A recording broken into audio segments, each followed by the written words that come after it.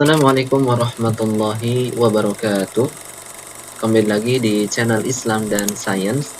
Pada video kali ini, sedikit berbeda dengan video-video sebelumnya, kita akan mendemonstrasikan kecanggihan ChatGPT sekaligus kita akan mengujinya dengan beberapa pertanyaan. Nah, teman-teman semua, beberapa bulan lalu perusahaan bernama OpenAI merilis sebuah AI canggih ke publik yang diberi nama ChatGPT.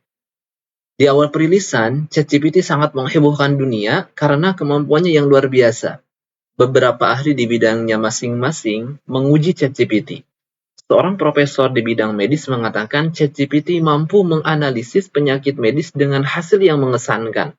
ChatGPT juga lulus interview senior software engineer Google yang gajinya miliaran rupiah per tahun. Bahkan ChatGPT ini membuat raksasa teknologi seperti Google ketar-ketir karena AI yang dibuat oleh Google seperti Lambda belum mampu menyaingi ChatGPT. Pertanyaan utama yang akan kita ujikan ke ChatGPT adalah berkaitan dengan fikih Islam. Apakah ChatGPT mampu menjawab pertanyaan seputar fikih? Kenapa pertanyaan ini yang kami angkat? Karena banyak orang yang menanyakan perihal agama kepada internet dan ChatGPT. Nah, pertanyaannya adalah, apakah hal ini merupakan hal bijak dalam memanfaatkan teknologi? Bagaimana menurut teman-teman? Silahkan berikan argumentasinya di kolom komentar ya. Dan jangan lupa berdiskusi dengan baik. Lalu, kita akan lihat bagaimana jawaban ChatGPT terhadap persoalan fikih. Oh iya teman-teman, saya juga minta pendapatnya, bagaimana jika di channel ini dibahas juga tutorial seputar programming dasar sampai kepada pengembangan AI seperti ChatGPT ini. Silahkan berikan masukan di kolom komentar ya. Baik, sekarang kita langsung saja. Pertama kita buka OpenAI ChatGPT. Di sini saya sudah membuat akun ChatGPT. Nanti teman-teman silahkan buka saja alamat ini dan register menggunakan email. Nanti akan diarahkan langsung ke halaman seperti ini dan kita sudah bisa menanyakan apapun kepada ChatGPT. Oke, pertanyaan pertama kita coba akan tanya dulu nih, siapa ChatGPT ini? Nah, kita coba ya tes ya teman-teman. Kamu ini siapa? Kita lihat apa jawaban ChatGPT.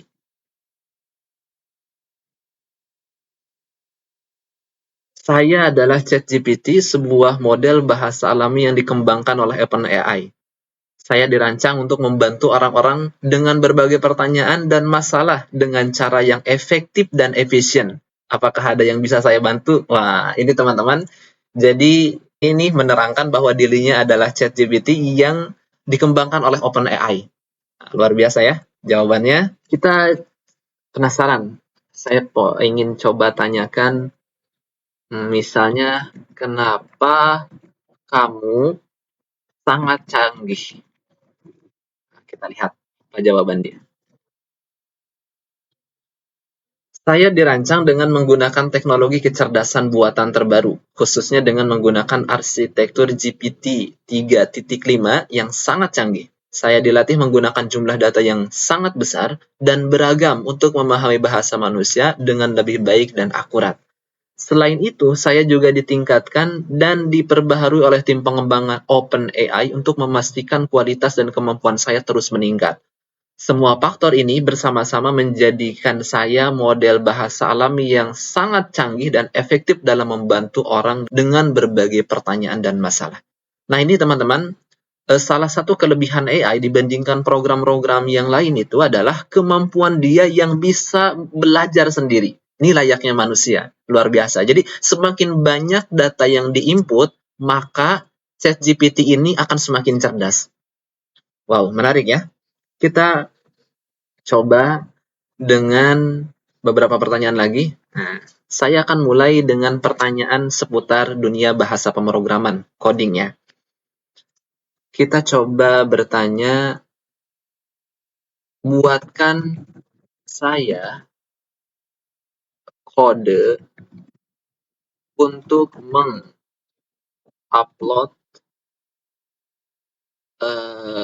file ke AWS menggunakan Spring Boot.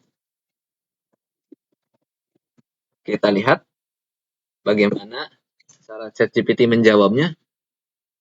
Wow, menakjubkan teman-teman. Lihat, ChatGPT ngoding sendiri.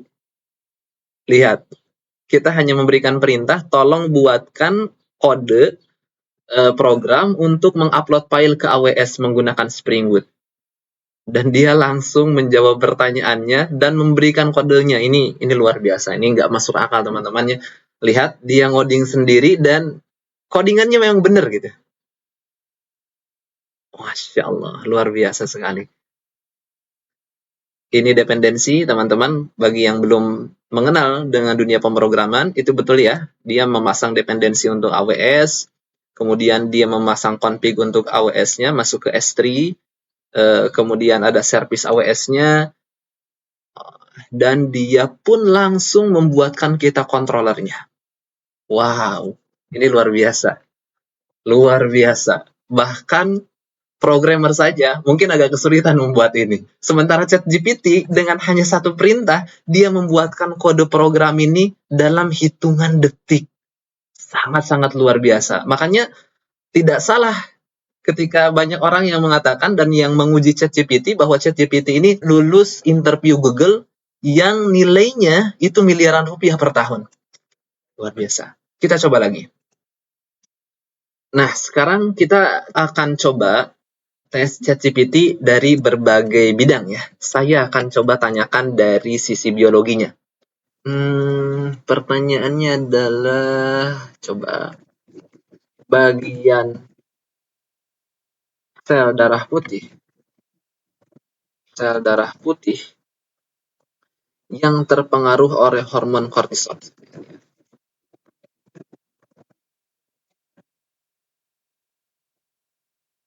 Kita lihat apa jawabannya.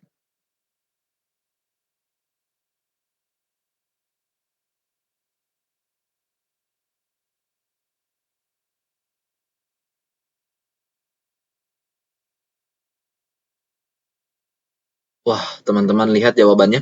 Hormon kortisol dapat mempengaruhi fungsi beberapa jenis sel darah putih, terutama neutrofil dan limfosit. Menakjubkan, luar biasa jawabannya. Ya sebetulnya beberapa bagian dari sel darah putih juga akan terpengaruh. Cuman menariknya ChatGPT memberikan spesifik yaitu neutrofil dan limfosit.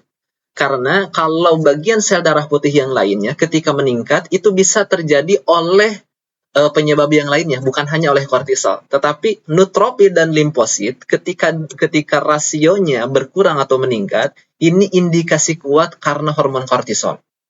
Luar biasa, luar biasa. Menakjubkan teman-teman, ini ChatGPT, Masya Allah, luar biasa sekali. Selanjutnya, saya akan mengajukan pertanyaan yang lain. Tadi kita sudah uji ChatGPT dengan beberapa pertanyaan mendasar, ya, dari mulai fisiologi, kemudian pemrograman. Tapi saya penasaran ya, karena background saya di bidang peternakan, saya pengen uji satu pertanyaan di bidang peternakan. Apakah konsentrat atau hijauan yang dapat meningkatkan lemak? Yang dapat meningkatkan lemak dalam susu sapi perah. Oke, kita lihat apa dia jawabannya.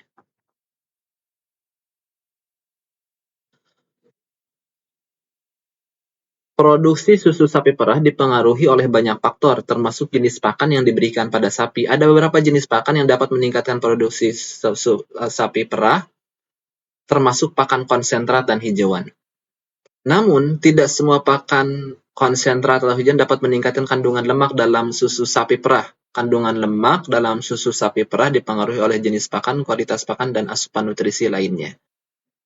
Nah, beberapa jenis hijauan yang diketahui dapat meningkatkan kandungan lemak dalam susu seperti susu sapi perah antara lain rumput-rumputan seperti rumput gajah, rumput raja, dan satria serta legum-leguman seperti kacang hijau dan kacang tanah. Sementara itu, beberapa jenis pakan konsentrat yang dapat meningkatkan produksi susu. Ingat ya catatannya, produksi susu. Kalau yang ini hijauan, itu lemak, dan ini produksi susu. Wah, ini gak masuk akal teman-teman. Ini luar biasa jawabannya. Salah satu bidang yang agak sulit, ya, terutama ketika memanage peternakan, itu adalah ternak perah, ya. Karena perlu pengaturan yang sangat terkontrol, terutama dalam hal memberikan pakan, supaya laktasinya itu tetap terjaga sepanjang tahun. Ini luar biasa, karena ketika kita memberikan banyak konsentrat, nah ini akan berpengaruh terhadap produksi susunya, betul. Jadi volumenya yang akan dikontrol oleh konsentrat. Tapi hijauan ini yang memberikan kandungan lemak yang lebih banyak di dalam susu itu. Luar biasa. Jawabannya sangat-sangat luar biasa. Dan ini betul ya. Nah, teman-teman, silahkan kalau yang memiliki background peternakan dicek. Dan ini betul. Kemudian saya penasaran dengan pertanyaan selanjutnya, yaitu kita coba akan uji ChatGPT ini dengan pertanyaan-pertanyaan fikih. Karena sebelumnya kita sudah menguji dengan berbagai bidang, dari mulai pemrograman, di bidang biologi, medis, fisiologi, dan juga peternakan, ChatGPT mampu menjawabnya dengan sempurna. Ya. Tetapi sekarang kita akan coba lihat bagaimana ChatGPT ini menjawab pertanyaan seputar permasalahan fikih. Kita lihat ya teman-teman. Dalam pertanyaan ini, saya akan coba batasi pertanyaan hanya berdasarkan mazhab Syafi'i. Karena kalau tidak dibatasi, ini kita akan sulit ya menentukan ChatGPT benar atau tidaknya, karena tentu dalam permasalahan fikih jawabannya bisa sangat beragam, tetapi kita akan coba batasi pertanyaan kita dalam madhab Syafi'i. Oke, pertanyaan yang pertama. Saya ingin mengujinya dalam bab toharoh. Oke, coba kita lihat ya teman-teman. Bolehkah wudhu dari sisa air bekas wudhu?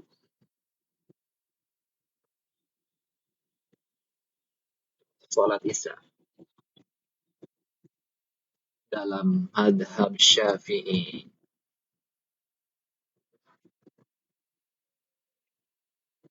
Oke, teman-teman, pertanyaan kita jelas ya.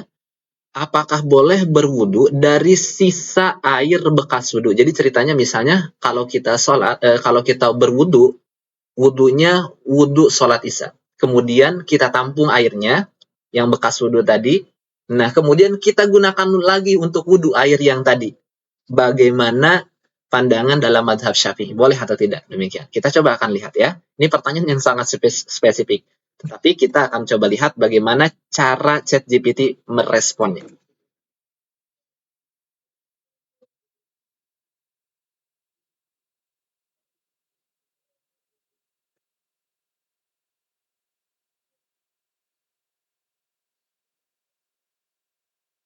Oke, kita lihat. Dalam madhab Syafi'i, air wudhu yang digunakan harus bersih dan suci. Oleh karena itu, sisa air bekas wudhu dari sholat Isya tidak dapat digunakan untuk wudhu lagi, kecuali jika air tersebut masih dalam kondisi bersih dan suci. Oke, di sini ya kata kuncinya. Jadi, kata ChatGPT ini boleh menggunakan air sisa bekas wudhu sholat Isya. Ya, ketika memang kondisinya masih bersih atau suci. Tapi kalau sudah kotor, itu tidak boleh. Menurut pandangan mazhab Syafi'i, air wudhu menjadi tidak suci jika mengandung najis atau kotoran. Selain itu, jika air wudhu terkena bagian tubuh yang tidak suci, seperti kemaluan atau bagian tubuh yang terkena najis, maka air tersebut juga tidak suci. Dalam hal ini, jika sisa air bekas wudhu dari sholat Isya masih bersih dan suci, maka air tersebut masih dapat digunakan untuk wudhu. ChatGPT menjawab seakan-akan dia adalah seorang ulama gitu ya. Namun, jika ada keraguan atau kekhawatiran bahwa air tersebut telah terkena najis atau tidak bersih, maka sebaiknya menggunakan air yang baru dan bersih untuk berwudu. Namun perlu diingat bahwa sebaiknya menggunakan air yang cukup dan mencukupi untuk wudu agar dapat membersihkan seluruh bagian yang diwajibkan untuk dicuci saat wudu. Oke, teman-teman. Bahasanya, jawabannya sangat menarik ya, dan sangat lengkap juga. Tetapi di sini ada yang miss, teman-teman semua.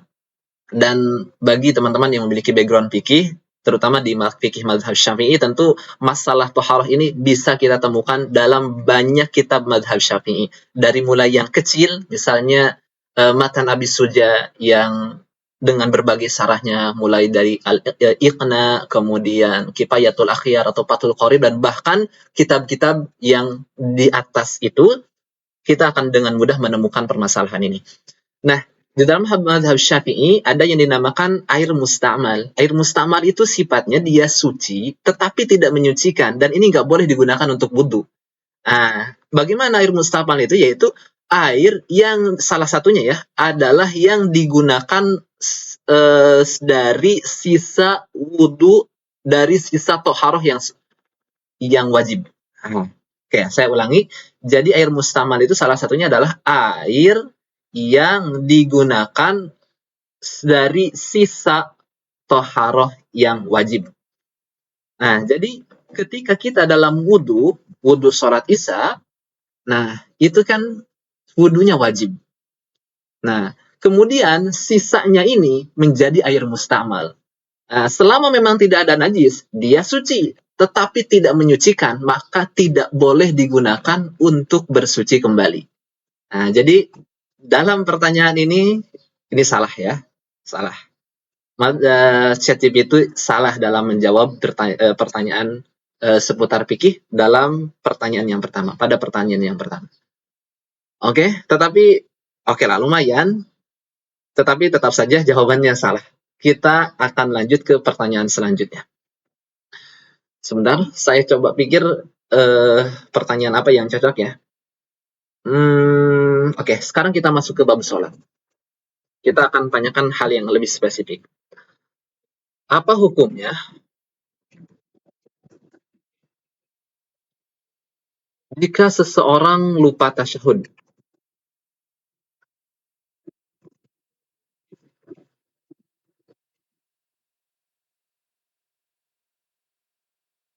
Tasyahud awal dan terlanjur berdiri. Lalu dia langsung duduk.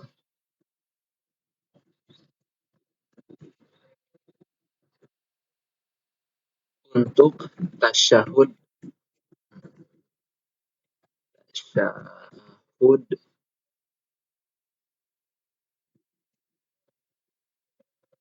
lalu dia langsung duduk lagi untuk tasyahud. Dia langsung duduk lagi. Oke, kita supaya pertanyaannya spesifik, coba kita review lagi apa hukumnya jika seseorang lupa tasyahud awal dan terlanjur berdiri, lalu dia langsung duduk lagi untuk tasyahud awal dalam mazhab Syafi'i. Kita batasi dalam mazhab Syafi'i.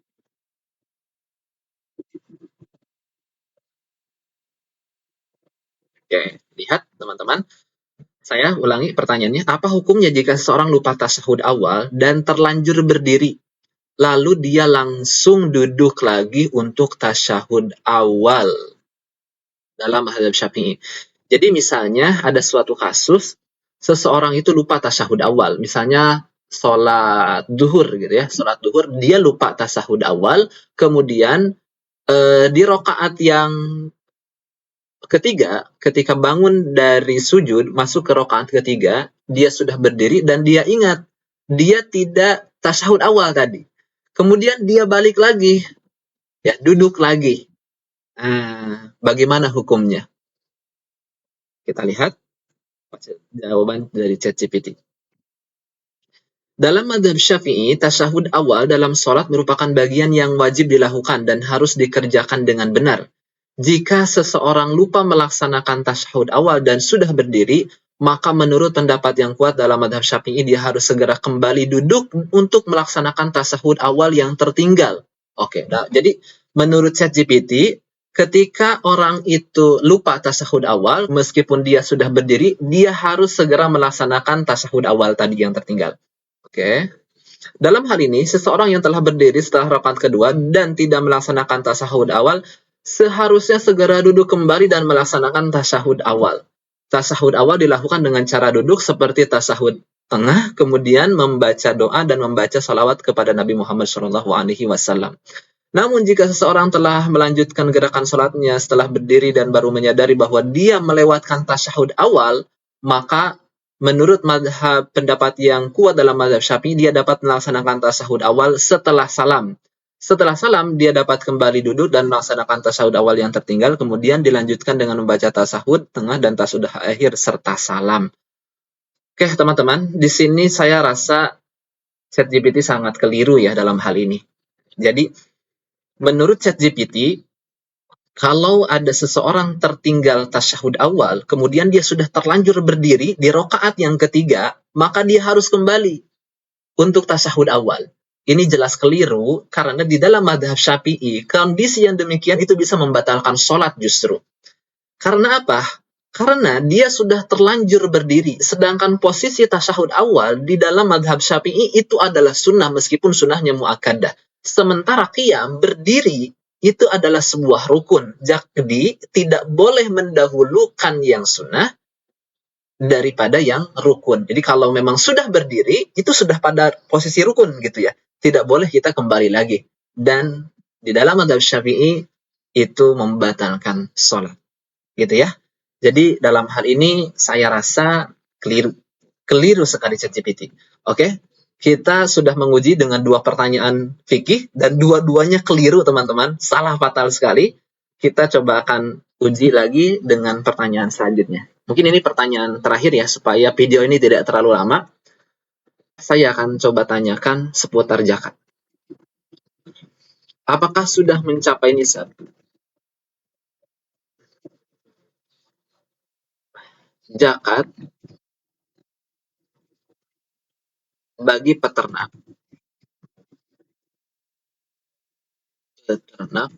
yang memiliki 20 ekor sapi dengan asumsi 1 ekor sapi harganya 20 juta. Nah, teman-teman, jadi saya akan coba berikan permasalahan tentang zakat. Jadi misalnya ada seseorang peternak yang memiliki 20 ekor sapi. Lumayan besar ya peternaknya. Nah, dengan asumsi 1 ekor sapi ini harganya. Ini ada tipe supaya kita ngasih pertanyaan yang tepat. Kita cek dulu ya, teman-teman. Apakah sudah mencapai nisab zakat bagi seorang peternak yang memiliki 20 ekor sapi dengan asumsi 1 ekor sapi harganya 20 juta. Jelas sekali ya pertanyaannya. Apakah sudah mencapai nisab atau haruskah dia berzakat dengan kondisi ini? Kita lihat jawaban ChatGPT.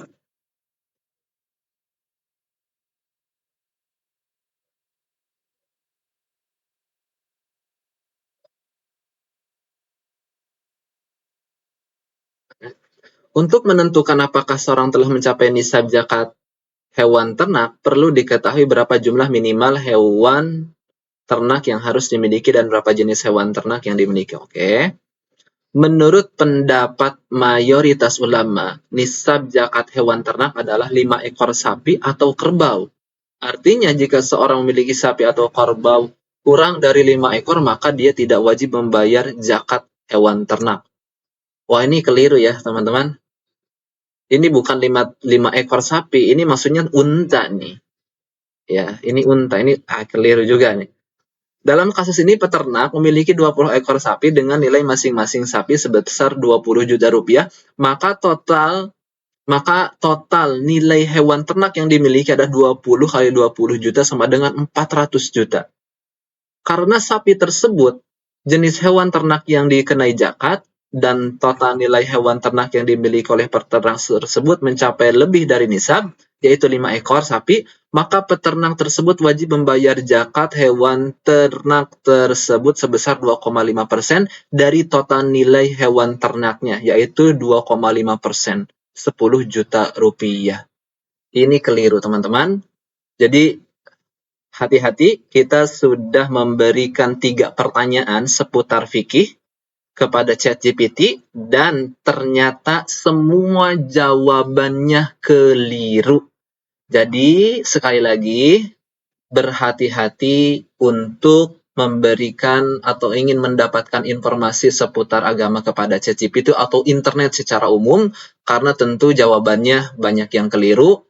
Tentu saya sangat-sangat merekomendasikan ketika kita memiliki permasalahan dalam hal agama, terutama hal fikih, tanyakan itu langsung kepada ulama. Dan insya Allah itu jawabannya lebih berkah dan lebih mendekati kepada kebenaran. Jika kita memang langsung belajar agama secara khusus kepada guru kita. Terima kasih teman-teman yang sudah menonton videonya. Sampai berjumpa kembali di video-video selanjutnya. Wassalamualaikum warahmatullahi wabarakatuh.